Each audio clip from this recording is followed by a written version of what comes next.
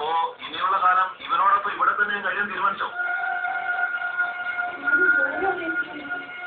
ഈ കുട്ടിക്ക് ഇപ്പോഴും സ്വന്തം പേരോ നാടോ ഒന്നും ഓർമ്മയില്ല.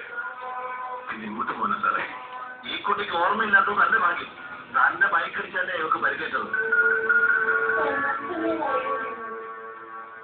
അതെല്ലാം സാർ സത്യം. ദേഹം മാത്രം വ്യക്തവുമായി ഇവിടെ ബൈക്കിന് മുമ്പിലേക്ക് വന്ന് വീഴുകയായിരുന്നു. ഈ കഥ ഞാൻ മുമ്പും പറഞ്ഞാണല്ലോ. സംഭവ സ്ഥലത്ത് ഒരു കാർ ഓടിപ്പോയെന്ന് പറ്റും. ഈ കഥ ആര് വിശ്വസിക്കുള്ളൂ? എന്തിനാണോ താൻ ഈ വയ്യാതെയൊക്കെ എടുത്ത് തലയിൽ വെക്കുന്നത്?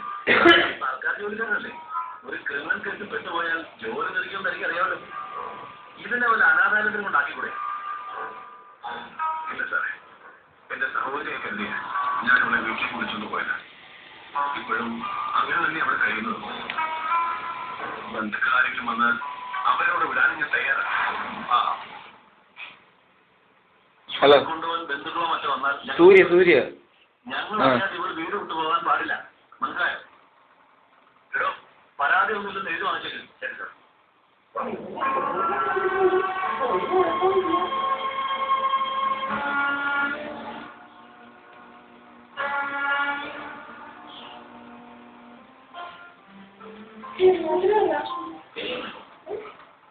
അതെ, ഇനി അടുത്ത പേരുണ്ട്.